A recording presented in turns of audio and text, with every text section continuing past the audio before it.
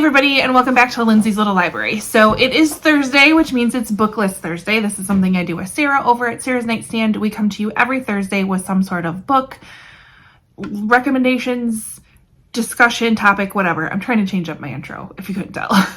Something bookish related. So today we have a follow-up to a video we did almost 2 months ago. So we have our 5-star prediction follow-up. This is where we have picked 3 books that we think are going to be 5 stars, and we're going to tell you if it made it or not.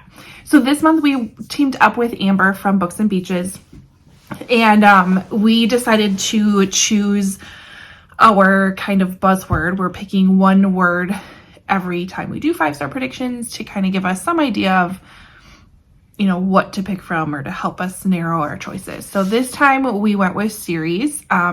Amber's always good about reminding us we need to keep up on our series because I'm like the worst at it. So that's what we did. That's what we went with. So I read 3 books. One was the first in the series, and 2 of them were the second in a series. So the first one I read was The Remarkable Adventures of Coyote Sunrise. I believe that's right. Here's a picture. This is a middle grade book. I read this during March for middle grade March. This is such a sweet, sweet, sweet book, and I listened to it, so the audiobook is just as amazing. And it is the first in a series. The second book actually just came out this year. It might have even been like last month. It was pretty new. So this follows our main character, Coyote, as her and her dad are basically traveling all around the United States in a renovated school bus. They kind of just go wherever the wind takes them. They're kind of roamers or travelers or whatever you would want to call them.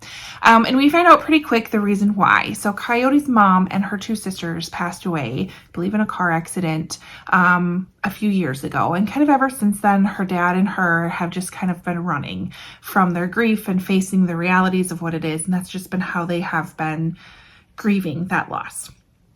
She does check in back at home with her grandmother pretty regularly when she can from whatever phone booth for wherever they land.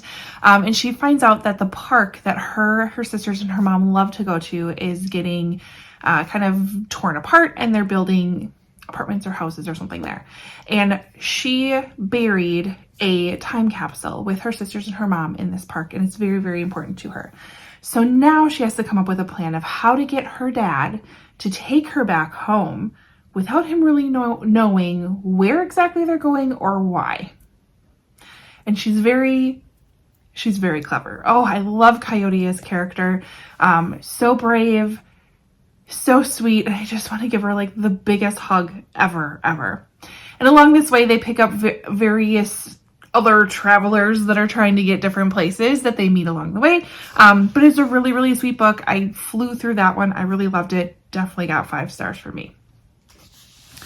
Next, I picked up Thunderhead. This is by Neil Shusterman. This is the second book in the, what do they call it? The Arc of Scythe of a Scythe series. The first one is Scythe. Scythe follows 2 apprentices. They are, oh, this has different names.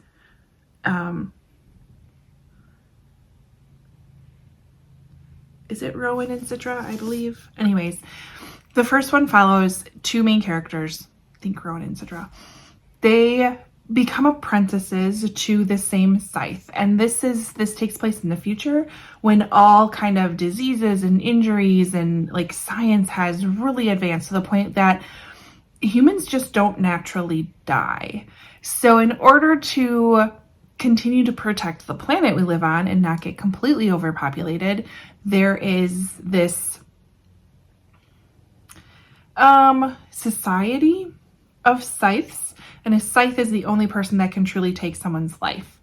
And that's how they help with population control. And you learn so much about the moral dilemma that people go through when they're selected to be a scythe, what qualities make a good scythe, and that maybe not all scythes have the best intentions. So this is just a continuation on of that story, following characters we met in the first book, following the events that have happened. I'm trying not to like give much away, but I really, really enjoyed this one. We got a little angsty in there a little bit, but it is YA, so I have to remember that. My 42-year-old emotions maybe aren't the same as what they would have been then.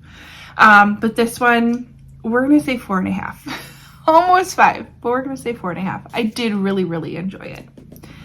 And then the last one that I picked up, like, these are behemoth books, you guys. You should be very proud of me. Like, that's a lot of pages, which is why the other one was shorter. Last one I picked up was Iron Flame by Rebecca Yarros. This is the continuation of the Fourth Wing book, which I read earlier this year, and kind of ends at a point where you're like, what? So you have to pick this up right away. And this, again, continues on with the story of our characters, basically, from Fourth Wing. They're now entering their second year at the, what do they call the college? Basgiath War College. That's how I say it in my head. So they're on their second year. It's a continuation of the end of the book of Fourth Wing, and you get a little bit of answers. But I mean, as most fantasy series books tend to be, you get a couple answers, but then you end up with like 8 more questions. And then you get a couple answers and you get 8 more questions. So it was fantastic. There was a part, I don't know, in here-ish, where I couldn't help roll my eyes at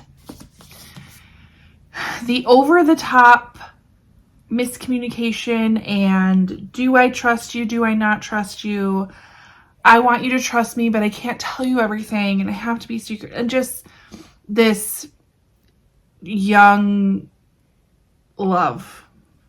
And again, 42-year-old mind of being an adult and talk to that person, or be an adult and move on. That's just me. But then we get into some really good parts. I mean, that was like this little bit of a itty bitty chunk, and then the rest of it was pretty fantastic. There's some great snarkiness in here. There's some really great battle scenes in here. There's some great politics. Again, I enjoy, granted it's fantasy, it's a different world, but like the political side of things, I loved it. This one's definitely getting 5 stars for me. It was fantastic. And now I have to wait till January until the next one comes out. And then as far as this one, I'm not sure. I've been told not to worry about the last book. What are your thoughts? Do I need to read The Toll? Tell me what you think. I'm not sure what to do. But those were the 3 books for this round. 2 5 stars, 1 almost 5 star. I would say that's pretty fantastic, especially for series, because second books tend to not always be the best, or I don't know. You never know what you're going to get with a series, I should actually say. So head over to Amber's channel and Sarah's channel. I'll have them linked below to see how their 5-star predictions went. Otherwise, like, comment, and subscribe, and we will see you next week. Bye.